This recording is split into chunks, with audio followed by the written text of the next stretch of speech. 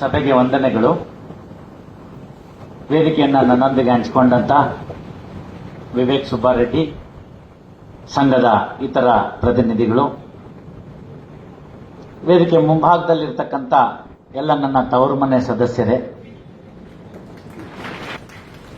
ಈಗ ಹೇಳ್ತಾ ಇದ್ದೆ ಪೋಸ್ಟ್ ರಿಟೈರ್ಮೆಂಟ್ ಏನು ಅಂದ್ರೆ ಮರಳಿ ಬಾರಿಗೆ ಅಂತ, ಪ್ರಾಕ್ಟೀಸ್ಗೇನಿಲ್ಲ, ಸುಮ್ಮನೆ ಹೀಗೆ ಬಂದು ಮಾತಾಡ್ಸ್ಕೊಂಡು ಹೋಗೋದು ನಿನ್ನೆಲ್ಲ.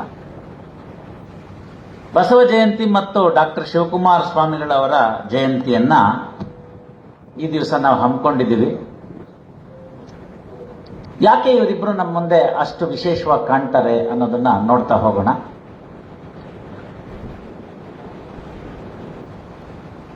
ಹನ್ನೆರಡನೇ ಶತಮಾನ ಕರ್ನಾಟಕ ಕಂಡಂತ ಅತ್ಯಂತ ಒಂದು ಕ್ರಾಂತಿ ಅಂತ ಹೇಳಿದ್ರೆ ತಪ್ಪಾಗ್ಲಿಕ್ಕಿಲ್ಲ.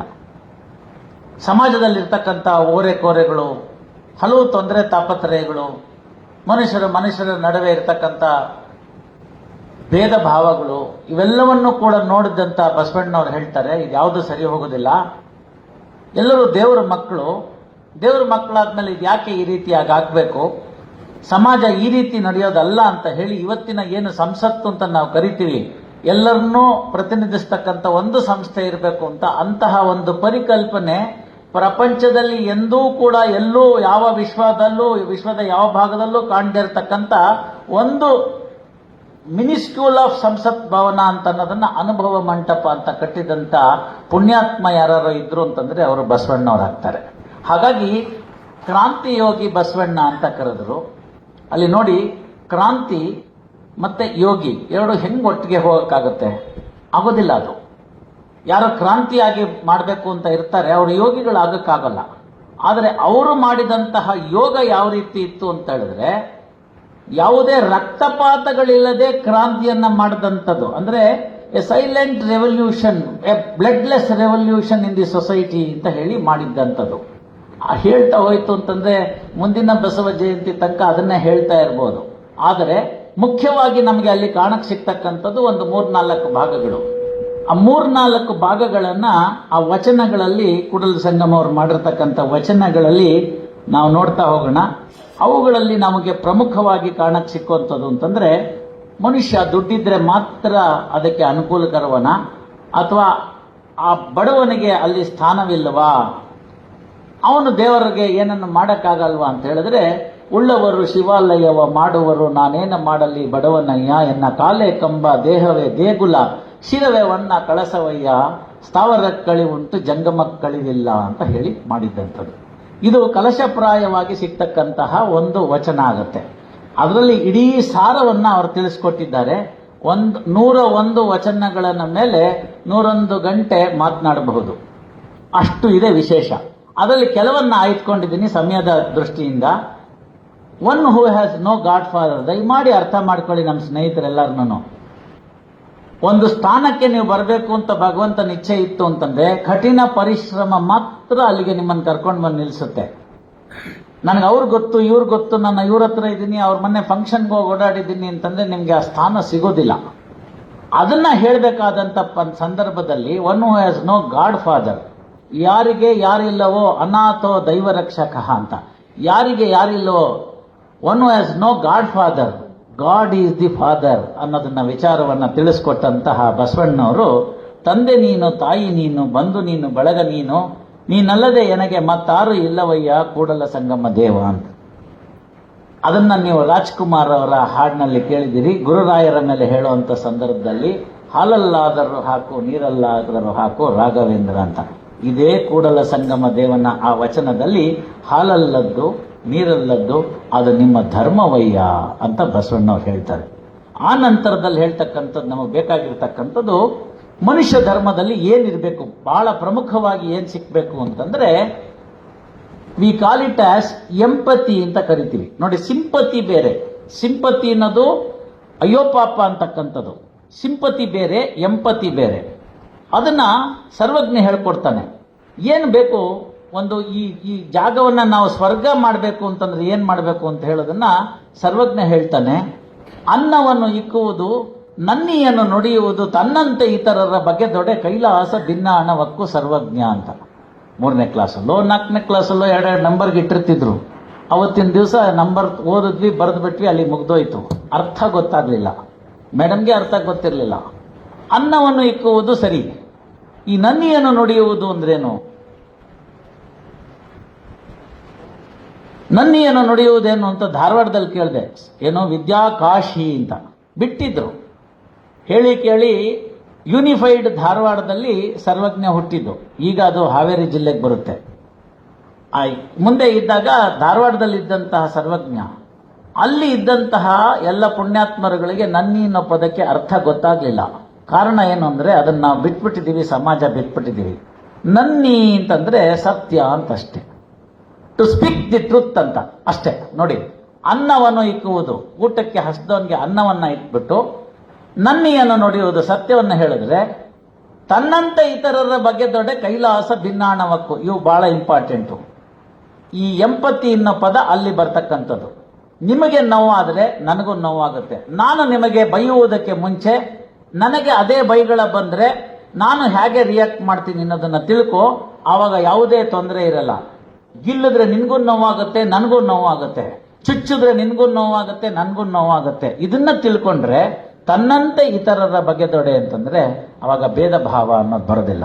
ತನ್ನಂತೆ ಇತರರ ಬಗೆದೊಡೆ, ಬೇರೆ ಕೈಲಾಸ ಯಾಕೆ ಬೇಕಪ್ಪ, ಇಲ್ಲೇ ಕೈಲಾಸ ಆಗುತ್ತೆ ಅಂತ ಸರ್ವಜ್ಞ ಹೇಳಿದ್ದು. ಅದನ್ನ ನಮ್ಮ ಈ ಬಸವಣ್ಣನವ್ರು ಹೇಳುವಂತ ಸಂದರ್ಭದಲ್ಲಿ, ದಯವಿಲ್ಲದ ಧರ್ಮ ಯಾವುದಯ್ಯ, ದಯವಿರಬೇಕು ಸಕಲ ಪ್ರಾಣಿಗಳೆಲ್ಲರಲ್ಲಿ, ದಯವೇ ಧರ್ಮದ ಮೂಲವಯ್ಯ, ಕೂಡಲ ಸಂಗಯ್ಯ ನಂತಲ್ಲದಲ್ಲಯ್ಯ ಅಂತ ಹೇಳ್ತಾರೆ. ಯಾಕೆ ಇದನ್ನು ಹೇಳಿದ್ದಾರೆ ಅಂತ ಹೇಳಿದ್ರೆ, ಎಂಪತಿ ಅಂತ what I made today, what we C in the constitution in the part 4 directive principles of state policy ಅಂತ ಏನ್ ಹೇಳ್ತಿದೀವಿ ನಾವು, ಅದೆಲ್ಲ ಕೂಡ ಇದೊಂದು ವಚನದಲ್ಲಿ ಸಿಗ್ತಾ ಹೋಗುತ್ತೆ. So you can now understand, constitution is not something different from what has been already there in this country. ಆ ಭಾಗನ ಹೇಳುವಂಥದ್ರಲ್ಲಿ ಹೇಳುವಾಗ ಪ್ರಾಣಿ ಪಕ್ಷಿಗಳಲ್ಲಿ ಅಂತ ಹೇಳ್ತಾರೆ. ಆ ಪ್ರಾಣಿ ಪಕ್ಷಿಗಳಲ್ಲಿ ದಯೆ ಇಟ್ಕೋಬೇಕು ಅಂತ. Environmental law is fully covered by one vachana. What more you want? Next ಇದ್ದಿ ಬಹಳ ಇಂಪಾರ್ಟೆಂಟು, ಉದಕದೊಳಗೆ ಬೈದಿಟ್ಟ ಬಯಕೆ ಕಿಚ್ಚಿನಂದತ್ತು ಅಂತ. ನೀರೊಳಗಡೆಗೆ ಬೆಂಕಿ ಇರಕ್ಕೆ ಸಾಧ್ಯವಾ? ಆ ರೀತಿ ಇತ್ತು ನನ್ನ ಆಸೆಗಳು ಅಂತ ಹೇಳ್ತಾರೆ. ಅದನ್ನ ಹೇಳೋ ಅಂತ ಸಂದರ್ಭದಲ್ಲಿ ಇವತ್ತಿನ ಸಮಾಜ ಚೆನ್ನಾಗಿರ್ಬೇಕು, ಹೇಗೆ ಇರಬೇಕು ನಮ್ಮ ಸಮಾಜ ಅಂತಂದ್ರೆ ಅದೇ ಬಸವಣ್ಣವ್ರು ಹೇಳ್ತಾರೆ, ಹರಿವ ಹಾವಿಗೆ ಅಂಜೆ ಅಂತ. ಆ ವಿಷಕಾರಿಯಾಗಿರ್ತಕ್ಕಂಥ ಹಾವಿಗೆ ನಾನು ಹೆದರ್ಕೊಳ್ಳೋದಿಲ್ಲ ಅಂತ ಹೇಳ್ತಾರೆ. ಉರಿವ ನಾಲಿಗೆ ಗಂಜೆ ಅಂತ ಎರಡನೇದು ಹೇಳ್ತಕ್ಕಂಥದ್ದು. ಉರಿವ ನಾಲಿಗೆ ಅಂದ್ರೆ ನಮಗೆ ಬಸವಣ್ಣವ್ರ ಕಾಲದಲ್ಲಿ ಬರೇ ಬೆಂಕಿಯ ಕೆನ್ನಾಲಿಗೆ ಇತ್ತು. ಈಗ ಹಂಗಿಲ್ಲ, ಅರ್ಧ ಗಂಟೆಗೆ ಬ್ರೇಕಿಂಗ್ ನ್ಯೂಸ್ ಅನ್ನೋ ಕೆನ್ನಾಲಿಗೆ ಇದೆ. ಅದರೊಳಗಡೆಗೆ ಅರ್ಧ ದಿವಸದಲ್ಲಿ ಎಲ್ಲರನ್ನೂ ರಾಜನ್ನ ಭಿಕ್ಷುಕ ಮಾಡಿಬಿಡ್ತಾರೆ, ಭಿಕ್ಷುಕನ್ ರಾಜ ಮಾಡಿಬಿಡ್ತಾರೆ. ಆ ಕೆನ್ನಾಲಿಗೆಗೆ ನಾನು ಹೆದರ್ಕೊಳ್ಳೋದಿಲ್ಲ ಅಂತಾರೆ. ಕತ್ತಿಯ ಮೊನೆಗಂಜೆ ಅಂತ ಹೇಳ್ತಾ ಹೋಗ್ತಾರೆ. ಹೇಳ್ಬಿಟ್ಟು ಯಾತಕ್ಕಾದ್ರೆ ನಾನು ಹೆದರ್ಕೋತೀನಿ ಅಂತ ಬಸವಣ್ಣವ್ರು ಹೇಳ್ತಾರೆ, ಪರಸ್ತ್ರೀಗೆ ಪರಧನಕ್ಕೆ ಅಂತ. ದಯಮಾಡಿ ಅರ್ಥ ಮಾಡ್ಕೊಳ್ಳಿ, ಈ ಪರಸ್ತ್ರೀ ಪರಧನ ಎರಡನ್ನು ತೆಗೆದ್ಬಿಟ್ರೆ ಏನ್ IPC ನಲ್ಲಿತ್ತು, of the properties offences relating to the properties, offences related to the woman, ಎರಡು ತೆಗ್ದಾಕ್ಬಿಟ್ರೆ 511 ಸೆಕ್ಷನ್ ನಲ್ಲಿ 250 ಸೆಕ್ಷನ್ ಹೊರಟೋಯ್ತು. ಇದಾದ ಮೇಲೆ ನಮಗೆ ಸಿಗ್ತಕ್ಕಂಥ ಬಸವಣ್ಣವರ ಮೂಸೆಯಲ್ಲಿ ಬೆಳೆದಂತಹ ಒಬ್ಬ ಪುಣ್ಯಾತ ಗಿತ್ತಿ ಯಾರು ಅಂತ ಹೇಳ್ತು ಅಂತಂದ್ರೆ ಆಕೆ ಆಯ್ದಕ್ಕಿ ಲಕ್ಕಮ್ಮ ಅಂತ. ಎಂತ ಉತ್ತಮವಾಗಿರ್ತಕ್ಕಂಥ ವಿಚಾರವನ್ನ ತಿಳಿಸ್ಕೊಡ್ತಾಳೆ ಅವಳು ಅನುಭವ ಮಂಟಪದಲ್ಲಿ ಅಂತ ಹೇಳಿದ್ರೆ, ನಿನ್ನದಲ್ಲದಿರ್ತಕ್ಕಂಥದಕ್ಕೆ ಆಸೆ ಪಡಬೇಡ, ಕಾಯಕ ಇರಬೇಕು, ಕಷ್ಟಪಟ್ಟು ದುಡಿ, ಕಷ್ಟಪಟ್ಟು ದುಡಿದ ಮೇಲೆ ಬಂದಂತ ಹಣವನ್ನ ತೆಗೆದುಕೊಂಡು ಹೋಗು. ಆ ಹಣದಿಂದ ಅಡುಗೆ ಇತ್ಯಾದಿಗಳನ್ನ ಸಿದ್ಧಪಡಿಸಿ, ಇವತ್ತು ಶಿವನ ಕೃಪೆಗೆ ಯಾರಾದರೂ ಪಾತ್ರರಾಗಿಲ್ಲ, ಅವ್ರಿಗೆ ಊಟ ಸಿಕ್ಕಿಲ್ಲ ಅಂತ ಆಯ್ತು ಅಂತಾದ್ರೆ ಆಗ ಅವರನ್ನ ಕರೆದು ಊಟಕ್ಕಿಟ್ಟು, ಅವ್ರು ಯಾರೂ ಸಿಗದಿದ್ದ ಪಕ್ಷದಲ್ಲಿ ಎಲ್ಲರೂ ಸಂತೃಪ್ತವಾಗಿತ್ತು ಅಂತಂದ್ರೆ ಪ್ರಾಣಿ ಪಕ್ಷಿಗಳಿಗೆ ಅದನ್ನ ಇಟ್ಟು ಆಮೇಲೆ ತಿನ್ನೋದೇನಿದೆಯಲ್ಲ ಇದನ್ನ ಮಿಕ್ಕಿದ್ದನ್ನ ಪ್ರಸಾದ ಅಂತ ಕರೆದ್ರು. ಇದನ್ನ 3 ಗುಣಗಳಾಗಿ ಕರೆದ್ರು, ಕಾಯಕ, ದಾಸೋಹ, ಪ್ರಸಾದ ಅಂತ. ಈ ಒಂದು ಕಾನ್ಸೆಪ್ಟ್ ಅನ್ನ ಮೊಟ್ಟ ಮೊದಲನೇ ಕೊಟ್ಟಿದ್ದಂಥದ್ದು ಭಾರತದಲ್ಲಿ ಬಹಳ ಹಿಂದಿನಿಂದ ಇತ್ತು. ಅದನ್ನ ಪುನರುಜ್ಜೀವನ ಮಾಡದಂತ ಸ್ಪಷ್ಟವಾಗಿ ಕನ್ನಡದಲ್ಲಿ ಹೇಳಿದಂಥ ಪುಣ್ಯ ಯಾರಿಗೆ ತಲುಪಬೇಕು ಅಂತ ಹೇಳಿದ್ರೆ ಅದು ಬಸವಣ್ಣವ್ರಿಗೆ ತಲುಪುತ್ತೆ.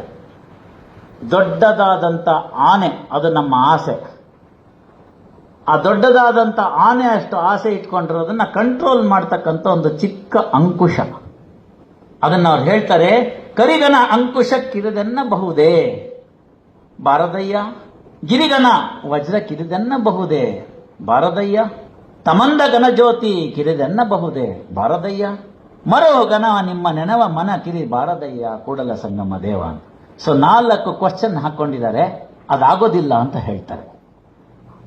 ನಮ್ಮ ಅತಿ ಆಸೆ ದುರಾಸೆ ಅನ್ನೋದೇನಿದೆ ಅದು ಆನೆ ಹಾಗೆ ಅಂತ, ಅದನ್ನ ಸಂಯಮ ಅಂತಕ್ಕಂಥ ಅಂಕುಶದಿಂದ ಹಿಡ್ಕೋಬೇಕಾಗತ್ತೆ. ವಜ್ರದ ನೆಕ್ಲೆಸ್ ಇರಲಿ, ವಜ್ರದಲ್ಲಿರ್ತಕ್ಕಂಥ ಪೂರ್ತಿ ಸಂಪೂರ್ಣಮಯ ವಜ್ರಮಯವಾಗಿರ್ತಕ್ಕಂಥದ್ದಿರಲಿ, ಪ್ರಾಣ ಹೋದ್ಮೇಲೆ ಏನು ತಗೊಂಡು ಹೋಗ್ತೀವಿ ನಾವು ಇಲ್ಲಿಂದ? ಏನನ್ನ ತೆಗೆದುಕೊಂಡು ಹೋಗಾಗುತ್ತೆ? ಅದನ್ನ ಕನಕದಾಸರು ಹೇಳ್ತಾರೆ, ಯಾರೂ ಸಂಗಡ ಬಾಹೋರಿಲ್ಲ ಅಂತ. ಸುತ್ತಲೂ ಕುಳಿತಿದ್ದ ಮಿತ್ರ ಬಾಂಧವರೆಲ್ಲ ಹೊತ್ತು ಹೋಯಿತು ಹೊರಗೆ ಹಾಕೆನುವರು, ಹಿತ್ತಲ ಕಸಕ್ಕಿಂತ ಕಡೆಯಾಯಿತೀ ದೇಹ ಹೊತ್ತುಕೊಂಡೊಯ್ದು ಅಗ್ನಿಯಲ್ಲಿ ಬಿಸಿಡುವರು, ಯಾರೂ ಸಂಗಡ ಬಾಹೋರಿಲ್ಲ ಅಂತ. ಇಲ್ಲಿ ನಿಂತಿದ್ದೀನಿ, ಅನಾರೋಗ್ಯ ಕಾರಣಾಂತರದಿಂದ ಜೀವನ ನಶ್ವರ, ಬಿದ್ದುಬಿಟ್ಟೆ. ರೆಡ್ಡಿ ಅವರು ನಮ್ಮ ಸ್ನೇಹಿತರೆಲ್ಲ ಕರ್ಕೊಂಡೋಗಿ ಇಲ್ಲೇ ಪಕ್ಕದಲ್ಲಿರೋ ಆಸ್ಪತ್ರೆಗೆ ಸೇರಿಸ್ತಾರೆ. ಅವರೆಲ್ಲ ಬೆಸ್ಟ್ ಟ್ರೀಟ್ಮೆಂಟ್ ಕೊಡ್ತಾರೆ. ಆಗಲ್ಲ ಅಂತಾಗುತ್ತೆ, ಐ ಆಮ್ ಸಾರಿ ಅಂದ್ಬಿಡ್ತಾರೆ. ಇಲ್ಲಿ ತನಕ ಕೇಳ್ದಿಂತವರೆಲ್ಲ ಮಾನ್ಯ ನ್ಯಾಯಮೂರ್ತಿಗಳು ಅವರು ಇವರು ಅಂತ ಹೇಳಿದವರೆಲ್ಲ ತಕ್ಷಣ ವೆರಿ ನೆಕ್ಸ್ಟ್ ಮೊಮೆಂಟ್ ಕೇಳೋದೇನೆಂದ್ರೆ ಬಾಡಿ ಯಾವಾಗ ಬರುತ್ತೆ ಅಂತ. ಇಷ್ಟು ನಶ್ವರ ನಮ್ಮ ಜೀವನ. ಅದಕ್ಕಾಗಿ ಅಲೆಕ್ಸಾಂಡರ್ ಏನ್ ಹೇಳ್ದ, ನನ್ನ ಒಂದು ಬರೀ ಖಾಲಿ ಕೈಯನ್ನ ಕುಣಿಯಿಂದ ಹೊರಗಡೆ ಇಟ್ಟಿರಿ ಅಂತ. ಯಾಕೆ ಅಂತ ಕೇಳಿದ್ರೆ ಜನಕ್ಕೆ ಅರ್ಥ ಆಗ್ಬೇಕು, ಇಡೀ ಪ್ರಪಂಚವನ್ನ ನಾನು ಗೆದ್ದೆ, ಎಷ್ಟೋ ಜನನ್ನ ಸಾವಿಗೀಡು ಮಾಡಿದೆ, ಎಷ್ಟು ಹೆಣ್ಣು ಮಕ್ಕಳು ವಿಧವೆಯರಾಗ್ಬಿಟ್ರು, ಎಷ್ಟೋ ಮಕ್ಕಳು ಅನಾಥರಾಗ್ಬಿಟ್ರು, ಎಲ್ಲ ರಾಜರಿಗೆ ಪೀಡಿಸ್ದೆ, ಚಕ್ರವರ್ತಿ ಆದೆ, ಹೋಗುವಾಗ ಏನ್ ತಗೊಂಡೋಗ್ತಾ ಇದ್ದೀನಿ? ಖಾಲಿ ಕೈ ಅಂತ ಹೇಳ್ತಾರೆ. ಇದನ್ನ ಬಸವಣ್ಣವ್ರು ಏನ್ ಮಾಡಿದ್ರು ಅಂತಂದ್ರೆ, ಗಿರಿಗನಹ ವಜ್ರ ಕಿರಿದೆನ್ನಬಹುದೇ ಬಾರದಯ್ಯ ಅಂತ ಹೇಳ್ತಾರೆ. ಆದ್ರಿಂದ ನಮಗೆ ತಿಳಿಬೇಕಾಗಿರ್ತಕ್ಕಂಥ ವಿಚಾರ ಏನು ಅಂತಂದ್ರೆ, ಏನೆಲ್ಲ ನಾವು ಸಂಪಾದನೆ ಮಾಡಿದ್ರು ಕೂಡ ಕೊನೆಗೇನು ತೆಗೆದುಕೊಂಡು ಹೋಗಕ್ಕಾಗಲ್ಲ. ಇಲ್ಲಿಂದ ಏನು ತಗೊಂಡು ಹೋಗಕ್ಕಾಗಲ್ಲ ಅಂದ್ಮೇಲೆ ಯಾಕೆ ಮಾಡಬೇಕು? ಕೋಟ್ಯಾಂತರ ರೂಪಾಯಿ ಸಂಪಾದನೆ ಯಾಕೆ ಮಾಡಬೇಕು? ಒಳ್ಳೆ ಕಾರ್ ಯಾಕೆ ಇಟ್ಕೋಬೇಕು? ಒಳ್ಳೆ ಮನೆ ಯಾಕೆ ಇಟ್ಕೋಬೇಕು? ಏನು ತಗೊಂಡು ಹೋಗಕ್ಕಾಗಲ್ವಲ್ಲ. ಒಂದನ್ನ ತೆಗೆದುಕೊಂಡು ಹೋಗ್ಬೋದು, ಒಂದನ್ನ ತೆಗೆದುಕೊಂಡು ಹೋಗ್ಬೋದು. There is no Western Union money transfer branch in that particular ಲೋಕ. ಏನಿದೆ ಹಾಗಾದ್ರೆ? ನೀವು ಇಲ್ಲಿ ಒಬ್ಬರಿಗೆ ಒಂದು ಪೈಸದ ಸಹಾಯ ಮಾಡಿದ್ರೆ, ಒಬ್ಬ ಕ್ಲೈಂಟಿಗೆ ಅವನ ಕಣ್ಣೀರನ್ನ ಒರೆಸಿ ನೀವು, ಇಲ್ಲಪ್ಪ ನಿನ್ಗೆ ಅನುಕೂಲ ಆಗಿದೆ ಅಂತ ಹೇಳಿ ಒಂದು ಅನುಕೂಲ ಮಾಡಿಕೊಟ್ರೆ, ಅವ್ನಿಗೆ ಯಾರು ಇರಲಿಲ್ಲ ಅಂತ ಇಟ್ಕೊಳ್ಳಿ, ಅದಕ್ಕೆ ಕೋಟಿ ಕೋಟಿ ರೂಪಾಯಿನಷ್ಟು ಆ ಅಕೌಂಟ್ ಅಲ್ಲಿ ಕ್ರೆಡಿಟ್ ಆಗಿರುತ್ತೆ ಅಂತ ಹೇಳ್ತಾರೆ ಬಸವಣ್ಣವರು. ಇಂತಹ 10 ಹಲವು ಸಮಾಜವನ್ನ ತಿದ್ದಿ ತೀಡುವ ಕೆಲಸವನ್ನ ಸ್ಪಷ್ಟ ಕನ್ನಡದಲ್ಲಿ ಬರೆದಂಥವ್ರು, ಅದರಂತೆ ನಡೆದುಕೊಂಡಂಥವ್ರು ಬಸವಣ್ಣವರಾದ್ರು. ಅವರ ಜೊತೆಗೆ ಬೇಕಾದಷ್ಟು ಜನ ಇದ್ರು. ಚೆನ್ನಮಲ್ಲಿಕಾರ್ಜುನ್ ಅಂತ ಬರೀತಕ್ಕಂಥ ಅಕ್ಕ ಮಹಾದೇವಿ ಇದ್ಲು, ಅಲ್ಲಮ್ಮ ಇದ್ದರು. ಮಹಾನ್ ಕಠೋರ. ನನ್ನನ್ನು ಯಾರು ಬೈತಾರ್ರಿ ಅಂತಂದ್ರೆ ಅಲ್ಲಮ್ಮನ ವಚನ ಓದಿ, ನಾನು ಬಹಳ ಮೈಲ್ಡ್ ಅವ್ರ ಮುಂದೆ. ಹಾಗಾಗಿ ಅಲ್ಲಮ್ಮನ ವಚನಗಳು ಕಠೋರವಾಗಿರುತ್ತೆ, ಕಠೋರವಾದ ಸತ್ಯವನ್ನ ಹೇಳುತ್ತೆ. ಕಡವಾ ಸಚ್ ಅಂತ ಹಿಂದಿನಲ್ಲಿ, ಸತ್ಯ ಯಾವಾಗ್ಲೂ ಕಹಿಯಾಗಿರುತ್ತೆ ಅಂತ. It is not a sweet coated tablet ಅಂತ. ಆದ್ದರಿಂದ ಅಲ್ಲಮ ಇದ್ದ, ಅವರ ಜೊತೆ ಸೇರಿಸಿಕೊಂಡು ಒಂದು ಇಡೀ ಸಮಾಜವನ್ನ, ಭೇದ ಭಾವವಿಲ್ಲದ ಸಮಾಜವನ್ನ, ಎಲ್ಲರನ್ನೂ ಅವರವರ ಕೆಲಸಗಳಲ್ಲಿ ತೊಡಗಿಸಿ ಸಮಾಜ ಚೆನ್ನಾಗಿರ್ಬೇಕು ಅಂತ ಕ್ರಾಂತಿಯನ್ನು ಉಂಟು ಮಾಡಿದ್ರು. 12ನೇ ಶತಮಾನ ಆಯ್ತು ಸರ್, ನೀವು ನೋಡಿದ್ರ ನಾನು ನೋಡಿದ್ರ, ಬರೆದಿದ್ದನ್ನು ಓದ್ಕೊಂಡಿದ್ದೀವಿ ಅಂತ. ಹಾಗೆ ಬರೆದಿದ್ದನ್ನು ಓದ್ಕೊಂಡು ಅದನ್ನ ಅನುಷ್ಠಾನಕ್ಕೆ ತಂದವರು ಬೇಕಾದಷ್ಟು ಜನ ಇದ್ದಾರೆ. ಅಂಥವರಲ್ಲಿ ನಮಗೆ ನಮ್ಮ ಜೊತೆ ಇದ್ದು 111 ವರ್ಷಗಳ ಕಾಲ ಇದ್ದು ನಡೆದಾಡುವ ಬಸವಣ್ಣ ಅಂತ ಕರೆಸ್ಕೊಂಡಂತ ಡಾಕ್ಟರ್ ಶಿವಕುಮಾರ ಸ್ವಾಮಿಗಳವರು ನಮ್ಮ ಕಣ್ಮುಂದೆ ಬರಬೇಕು. ಅದನ್ನ ಅವರು ಮಾಡಿ ತೋರಿಸಿದ್ರು. ಎಂತಹ ಕಾಯಕ ಅಂದ್ರೆ, ಅಂಗೈಲಿ ಲಿಂಗವೇ ತುಂಬೆ ಹೂವಿನ ಲಿಂಗವೇ ಅಂತ ಏನು ಕೇಳೋದಿಲ್ಲ, ದೊಡ್ಡ ಹಾರ ಕೇಳೋದಿಲ್ಲ, ತುರಾಯಿ ಕೇಳೋದಿಲ್ಲ, ಗಂಧ ಕೇಳೋದಿಲ್ಲ, ಹಾಲು ಮೊಸರು ಏನನ್ನೂ ಕೇಳೋದಿಲ್ಲ. ಒಂದು ಅಂಗೈನಲ್ಲಿ ಆತ್ಮಲಿಂಗವನ್ನ ತೆಗೆದಿಟ್ಕೊಳ್ಳಿ, ಕಡ್ಗೆಯಿಂದ ಇಟ್ಕೊಂಡು ಅದ್ರ ಮೇಲೆ ಒಂದು ತೊಟ್ಟು ನೀರು ಹಾಕಿ ಒಂದು ತುಂಬೆ ಹೂವನ್ನು ಇಟ್ಬಿಡಿ, ಶಿವನೇ ಕಾಪಾಡು ಅಂತ ಹೇಳಿ ವಾಪಸ್ ಕಾಡ್ಗೆಗೆ ಇಟ್ಕೊಂಡ್ಬಿಟ್ಟು ಕೆಲಸಕ್ಕೆ ಹೋಗಿ ಅಂತ. ಈ ತರಹ 7:30 ಗಂಟೆಗೆ ತಮ್ಮ ಇಷ್ಟಲಿಂಗದ ಪೂಜೆಯನ್ನು ನೆರವೇರಿಸಿ ಬರೀ ಕಾಲ್ನಲ್ಲಿ ಡಾಕ್ಟರ್ ಶಿವಕುಮಾರ ಸ್ವಾಮಿಗಳು ಕ್ಯಾತಸಂದ್ರ, ತುಮಕೂರಿನ ಇತರ ಭಾಗಗಳಿಗೆ ನಡ್ಕೊಂಡು ಹೋಗೋರು ಸಿದ್ಧಗಂಗಾ ಬೆಟ್ಟೆಯಿಂದ 4-6 ಕಿಲೋಮೀಟರ್, 5-6 ಕಿಲೋಮೀಟರ್, 7-8 ಕಿಲೋಮೀಟರ್ ನಡೆದುಕೊಂಡು ಹೋಗಿ ಈ ವರ್ಷ ಒಂದು ಮನೆಗೆ ಹೋದ್ರೆ ಈ ತಿಂಗಳು ಮತ್ತೆ ಆ ಮನೆಗೆ ಇನ್ನೊಂದು 3-4 ತಿಂಗಳುಗಳ ಕಾಲ ಹೋಗ್ತಿರ್ಲಿಲ್ಲ. ಹಾಗೆ ಮನೆಗಳನ್ನ ಹುಡ್ಕೊಂಡೋಗಿ ಅಲ್ಲಿರ್ತಕ್ಕಂಥ ತಾಯಿಯನ್ನ ಕರೆದು, ಅಮ್ಮ ಎಷ್ಟು ಮಕ್ಕಳು ನಿಮ್ಗೆ? 2. ಏನ್ ಮಾಡ್ತಾರೆ? ಇಂಥ ಶಾಲೆಗೆ ಓದ್ತಾರೆ. 3ನೇ ಮಗು ಒಂದು ಸಿದ್ಧಗಂಗಾ ಬೆಟ್ಟದಲ್ಲಿ ಓದ್ತಾ ಇದೆ ಅಮ್ಮ, ಏನಾದರೂ ಕೊಡು ಅಂತ ಕೇಳೋರು. ಅಮ್ಮ ಒಂದಿಟ್ಟು ರಾಗಿ, ಒಂದು ಹಸಿಮೆಣಸಿನ್ಕಾಯಿ, ಒಂದು ಉಳ್ಳಾಗಡ್ಡಿ ಕೊಟ್ರೆ ಅದನ್ನ ಜೋಳಿಗೆಗೆ ಹಾಕೊಂಡ್ಬರೋರು. ಹಾಕೊಂಬಂದು ಅಲ್ಲಿರ್ತಕ್ಕಂಥ ಮಕ್ಕಳಿಗೆ ರಾಗಿ ಅಂಬಳಿ ಮಾಡಿಸಿ ತಿನ್ನಿಸಿ, ಮಿಕ್ರೆ ತಾವು ತಿಂತಿದ್ರು, ಇಲ್ಲದರೆ ಉಪವಾಸ ಇರ್ತಿದ್ರು. ಮತ್ತೆ ಮಾರನೇ ದಿನ ಬರೇ ಕಾಲಲ್ಲಿ ಅಳ್ಕೊಂಡು ಹೋಗ್ತಿದ್ರು. ಯಾತಕ್ಕೋಸ್ಕರ ಅಂದ್ರೆ ಹುಡುಗರನ್ನ ಸಾಕಕ್ಕೋಸ್ಕರ. ಎಷ್ಟು ಜನ ನಾವಿಲ್ಲಿ ಎಷ್ಟು ಡೊನೇಷನ್ ಕೊಟ್ಟಿದ್ದೀವಿ ಹೇಳಿ? ಕೊಟ್ಟರು ATG ಸರ್ಟಿಫಿಕೇಟ್ ಬರುತ್ತಾ ಅಂತ ಮೊದಲು ಕೇಳ್ತೀವಿ. ಇಂಥ ಕಾಯಕ ಯೋಗಿಯಾಗಿ ಅದನ್ನ ತಗೊಂಬಂದು ದಾಸೋಹ ಮಾಡಿ, ತ್ರಿವಿಧ ದಾಸೋಹಿ ಅಂತ, ಅನ್ನ ದಾಸೋಹಿ, ಅಕ್ಷರ ದಾಸೋಹಿ, ಆಶ್ರಯ ದಾಸೋಹಿ ಅಂತ, ಈ ತರ ತ್ರಿವಿಧ ದಾಸೋಹಿಯಾಗಿ ಇವರಂದ್ರಲ್ಲ, ನುಡಿದಂತೆ ನಡೆದವನ್ನ ಅಡಿಗೆನ್ನ ನಮನ್ನ ಅಂತ ತಿಳಿಸ್ಬೇಕಾಗಿರ್ತಕ್ಕಂಥದ್ದು ಡಾಕ್ಟರ್ ಶಿವಕುಮಾರ ಸ್ವಾಮಿಗಳವರು. ಹಾಗಾಗಿ ಅವ್ರೇನಾಯ್ತು, ಅಲ್ಲಿ ಮಾಡಿದಂತ ಮೊದಲನೇ ಬ್ಯಾಚ್ ಸ್ಟೂಡೆಂಟ್ಸ್ ಏನಿದ್ರು ಅವರೆಲ್ಲ ಉತ್ತಮವಾಗಿ ಓದಿದ್ರು. ಪೆಹಲೆ ಪೇಟೋಬಾ ಬಾದ್ಮೆ ವಿಠೋಬಾ ಅಂತ. ಹಸುವೆ ಇರೋ ಮಕ್ಕಳಿಗೆ ಯಾರಿಗೂ ಏನು ಹೇಳಕ್ಕಾಗ್ತಿರಲ್ಲ. ತಮ್ಮ ಕೈಲಾದಷ್ಟು ಗಂಜಿಯನ್ನ, ಅಂಬಲಿಯನ್ನ ಹಾಕಿ ಅವ್ರನ್ನ ಸರಿ ಮಾಡಿ ಒಂದು ಹಂತಕ್ಕೆ ತಂದು ಅವರೆಲ್ಲ ಓದ್ಕೊಂಡು ಫಾರಿನ್ಗೆ ಹೋದ್ರು, ಅಮೆರಿಕಾದಂಥ ದೇಶಗಳಲ್ಲಿ ಹೋದ್ರು. ಈಗಿನ ತರ ಯಾವುದೇ ಅನುಕೂಲಗಳಿರಲಿಲ್ಲ, ವಾಟ್ಸಪ್ ಅವೆಲ್ಲ. ಯಾರೋ ಒಬ್ರು ಹೋಯ್ತು ಅಂತಂದ್ರೆ ಎನಿ ಇಂಡಿಯನ್ ಹಿಯರ್ ಅಂತ ಎಂಬೇಸಿನಲ್ಲಿ ಕೇಳೋರು, ಎಂಬೇಸಿನಲ್ಲಿ ಏನೋ ಒಂದು ಅಡ್ರೆಸ್ ಕೊಡೋರು, ಅವ್ರಿಗೊಂದು ಕಾಗದ ಬರೆಯೋದು ಮುಂಚಿತವಾಗಿನೇ, ನಾನು ಇಂಥ ದಿನ ಅಮೆರಿಕಕ್ಕೆ ಬರ್ತಾ ಇದ್ದೀನಿ ಹೀಗೆ ಅಂತ. One point of contact for anybody who went from Karnataka is, I am the student of Dr. Shivkumar Swami. I read in Siddhaganga Mata. My education is in Siddhaganga Mata ಅಂತ. 8 ದಿನ ಪುಕ್ಕಟ್ಟೆ ಅವ್ರ ಮನೇಲಿ ಕೂರಿಸ್ಕೊಂಡು ಊಟ ಹಾಕಿ ಅವ್ರಿಗೇನ್ ಬೇಕು ಎಲ್ಲ ಅನುಕೂಲ ಮಾಡಿಕೊಡೋರು.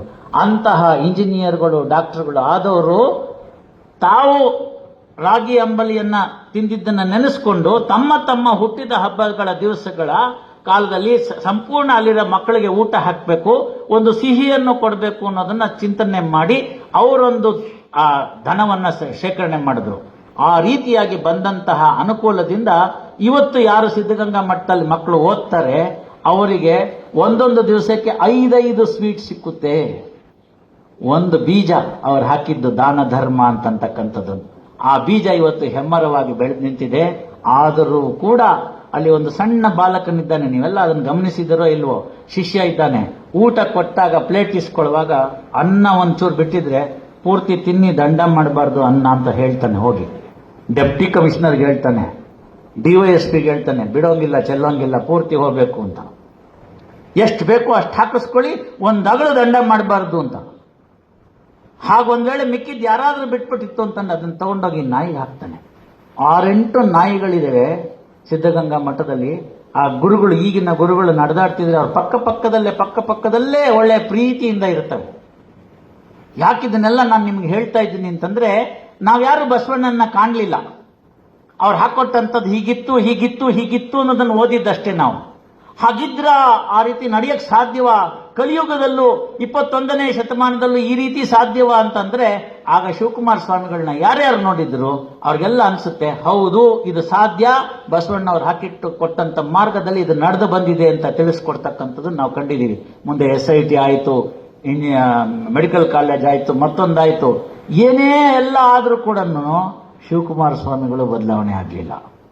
ನೀವು ಅದನ್ನ ಅರ್ಥ ಮಾಡ್ಕೋಬೇಕು. ಒಂದು ಮಠ ಬೆಳೆದ್ರೆ ಅದರ ಇರ್ತಕ್ಕಂಥ ಆಸ್ತಿ ಪಾಸ್ತಿಗಳ ಮೇಲೆ ಕಣ್ಣು ಹಾಕಿ ಯಾರ್ಯಾರೋ ಏನೇನೋ ಮಾಡಿಬಿಡ್ತಾರೆ.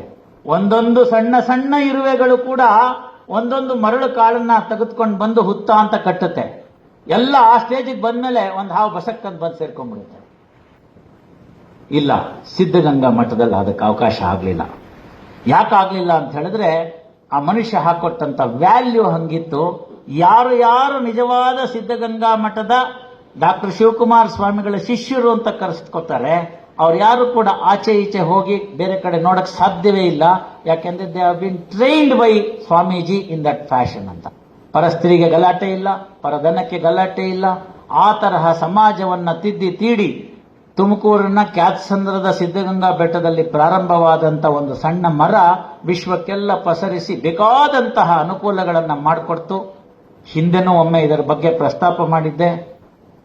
ಒಂದು ಡಾಕ್ಟರೇಟ್ ತಗೊಳ್ಬೋದು, ಅಷ್ಟು ಒಳ್ಳೆ ಕೆಲಸವನ್ನ ಮಾಡಿದ್ದಾರೆ. ಅಂತಹ ಒಂದು ದೊಡ್ಡ ಸಮುದ್ರವನ್ನ ಒಂದು ಸಣ್ಣ 20 ನಿಮಿಷದಲ್ಲಿ ಹೇಗೆ ಹೇಳಕ್ಕಾಗುತ್ತೆ? ಇಬ್ಬರು ಮಹಾನ್ ವ್ಯಕ್ತಿಗಳು, ಅಸೋಸಿಯೇಷನ್ನವರು, ನಮ್ಮ ಅಸೋಸಿಯೇಷನ್ನವರು ಉತ್ತಮವಾಗಿರ್ತಕ್ಕಂಥ ಕೆಲಸವನ್ನ ಮಾಡಿದ್ದಾರೆ.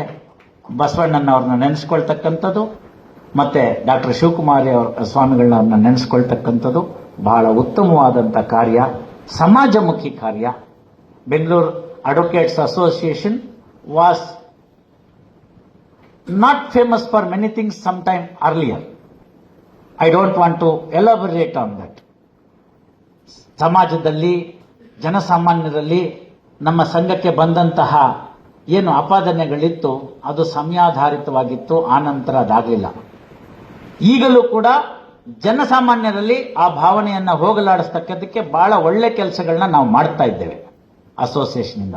ಅಂತಹ ಒಂದು ಒಳ್ಳೆ ಕೆಲಸಗಳಲ್ಲಿ ಮೇಲ್ನೋಟಕ್ಕೆ ಕಾಣೋದಲ್ದಲ್ನೇ ಒಳದಲ್ಲಿಲೂ ಅಂತರಂಗದಲ್ಲೂ ಕೂತ್ಕೊಂಡು ಪ್ರತಿಯೊಬ್ಬರ ಇಲ್ಲಿರ್ತಕ್ಕಂಥ ನಮ್ಮ ಎಲ್ಲ ತವ್ರ ಮನೆ ಸದಸ್ಯರಿಗೆ ಕಾಣಬೇಕಾದಂತ ಒಂದು ನ್ಯಾಯ ನೀತಿ ಮಾರ್ಗ ಅಂತಂದ್ರೆ ಬಸವಣ್ಣವರು ಮತ್ತೆ ಡಾಕ್ಟರ್ ಶಿವಕುಮಾರ ಸ್ವಾಮಿಗಳವರ ಹಾಕಿಕೊಟ್ಟಂತ ಮಾರ್ಗ.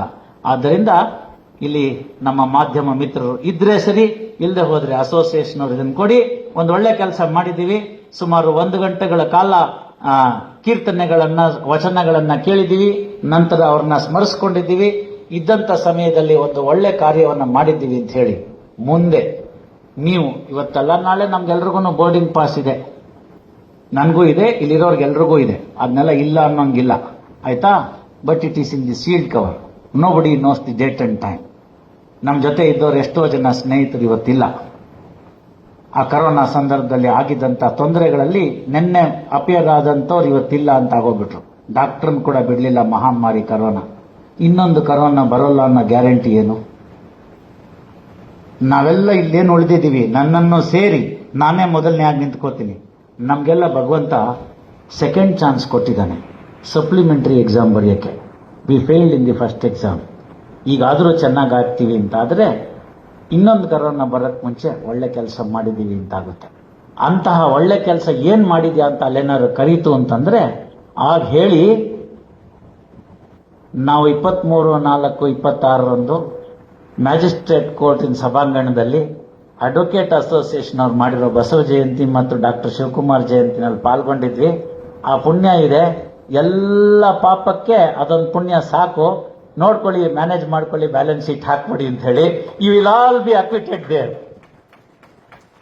ಆದ್ದರಿಂದ ನನ್ನ ಸ್ನೇಹಿತರಲ್ಲಿ ಒಂದು ವಿನಂತಿ, ಎಲ್ಲ ಈ ಜಯಂತಿಗಳು ಕೇವಲ ದ್ಯೋತಕವಾಗಿ ಆಗಬಾರ್ದು. ಆ ಸಂದರ್ಭವನ್ನು ಅನುಸರಿಸಿಕೊಂಡು ನಾವು ಈ ಹಿಂದೆ ಮಾಡಿರ್ತಕ್ಕಂಥ ತಪ್ಪುಗಳೇನಾದರೂ ಇದ್ರೆ ಅದನ್ನ ಸರಿಪಡಿಸ್ಕೊಳ್ತಾ ಹೋಗೋಣ.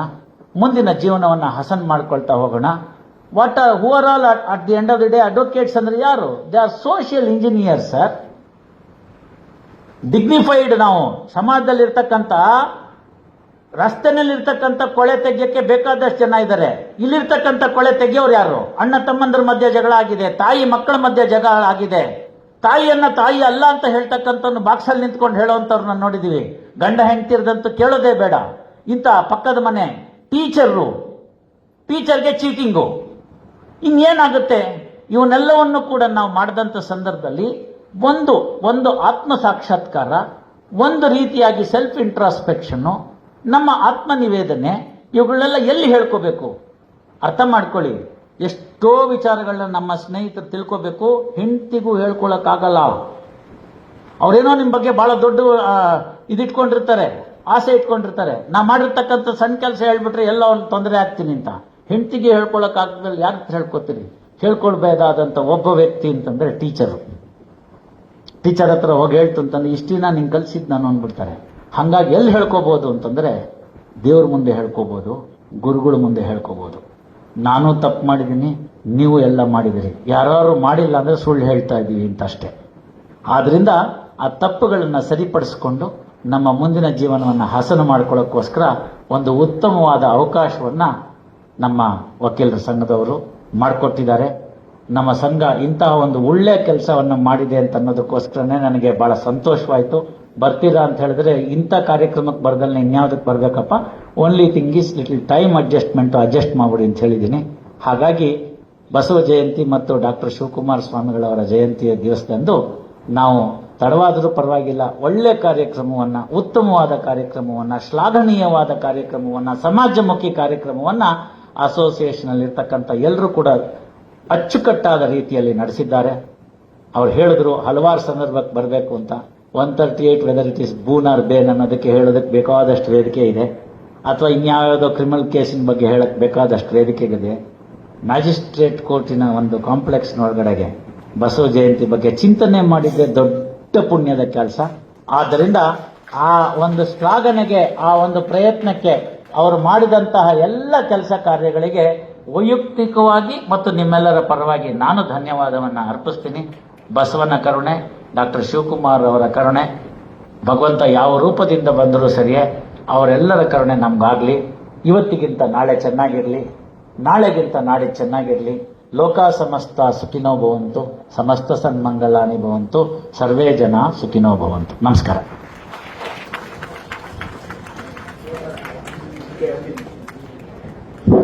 ಮುಖ್ಯ ಅತಿಥಿಗಳಾಗಿ ಕಾರ್ಯಕ್ರಮದಲ್ಲಿ ಭಾಗವಹಿಸಿ ಸವಿಸ್ತಾರವಾಗಿ ಬಸವೇಶ್ವರರು ಮತ್ತು ಡಾಕ್ಟರ್ ಶಿವಕುಮಾರ ಸ್ವಾಮೀಜಿಯವರ ಬಗ್ಗೆ ವಿಚಾರ ಮಂಡನೆ ಮಾಡಿದಂಥ ನ್ಯಾಯಮೂರ್ತಿಗಳಿಗೆ ಧನ್ಯವಾದಗಳು. ನಂತರ ಮುಖ್ಯ